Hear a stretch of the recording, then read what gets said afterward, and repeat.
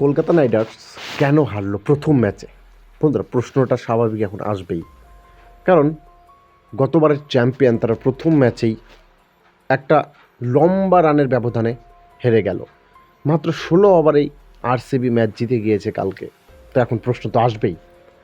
বন্ধুরা, আমরা যদি প্রশ্নের পরিপ্রেক্ষিতে দেখতে থাকি, বর্তমানে যে কলকাতার টিম খারাপ টিম বলবো সেটা না, কিন্তু তোমরা সবাই জানো যে প্রথম ম্যাচ যেখানে হচ্ছে ইডেন গার্ডেন্সে, সেখানে কিন্তু এটা ব্যাটিং পিচ তৈরি করা হয়েছে।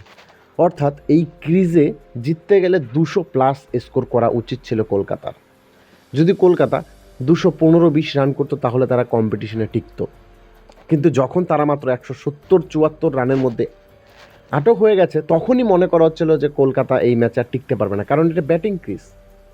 সেটাই দেখলাম আমরা, যখন আরসিবি ব্যাট করতে নামলো তাহলে 16 ওভারে ম্যাচ জিতে গেল। তাছাড়া রিঙ্কু সিং, রাসেল ফ্লপ করেছে কালকে।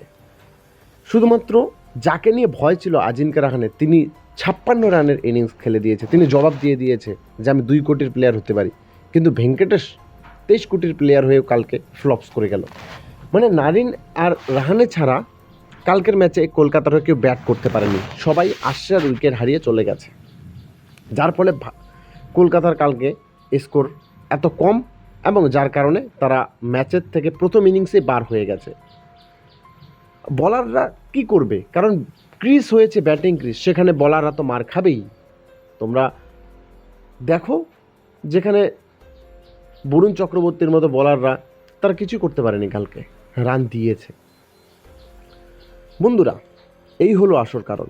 যদি এই ক্রিজে 200+ রান করা হতো তাহলে কিন্তু কলকাতা অনায়াসে জেতার চান্স থাকতো, কিন্তু ইডেন গার্ডেন্সের পিচ এবারের জন্য কিন্তু ব্যাটিং পিচ হয়েছে। যতগুলো ম্যাচ হবে সবগুলো তো 200+ রান যে করবে প্রথমে ব্যাট করে তার জেতার চান্স থাকবে, আর 200-র নিচে রান কম করলে তাহলে কিন্তু তার জেতার চান্স একদমই থাকবে না।